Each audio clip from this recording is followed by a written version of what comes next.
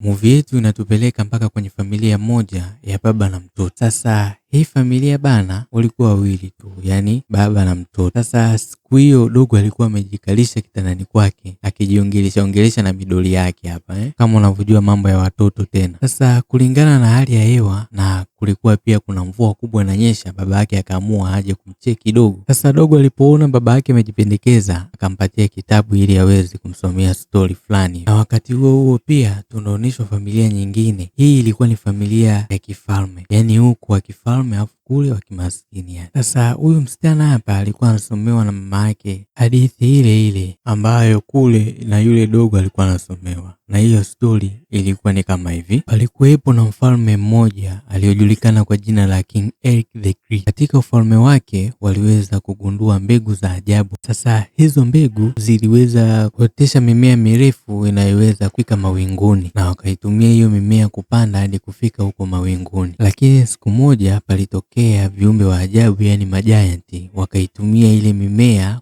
kutoka katika sayari yao na kuja katika dunia. Walipofika duniani, hao majayanti walisababisha uharibifu mkubwa wa mali na pia waliua watu wengi. Ndipo mfalme Eric akaua jayanti moja, na kupitia moyo wa lile jayanti akatengeneza kofia ya ajabu ya kichawi ambayo iliwaamrisha hao majayanti kurudi katika sayari yao. Kisha mfalme Eric alipokufa akazikwa pamoja na ile kofia na zile mbegu, yani maji. Sasa baada ya miaka 10 kupita, leo tunamuona Jackie alikuwa amepewa farasi na mjomba wake ili aende mjini kuiuza wapate angalau hela kidogo kwa ajili ya familia yao. Sasa alipofika mjini akaona aingie kwenye jumba moja hivi ambalo alikuwa anaonesha maonyesho. Akiwa anaangalia huku na huku akamuona mrembo mmoja, na yule mrembo naye akamcheki Jackie. Mara kidogo bana wakatokea panyarodi wa huku wakaanza kumletea noma mrembo hapa, na ndipo wanajeshi wa mfalme wakaja kumchukua huyu mrembo, na hapo ndipo Jackie alipojua kumbe yule alikuwa ni mtoto wa mfalme, yani princess. Sasa Jackie alipotoka nje ya ukumbi akakutana na father, yani huyu kwetu tungemuita padri au mtumishi wa Mungu. Sasa huyu father akamwomba Jackie ampatie farasi, kisha yeye ampatie hizi mbegu hapa, na akamwambia hizi mbegu thamani yake ni kubwa sana, hivyo basi anaweza akaenda akauza na akapata kiasi kikubwa cha fedha.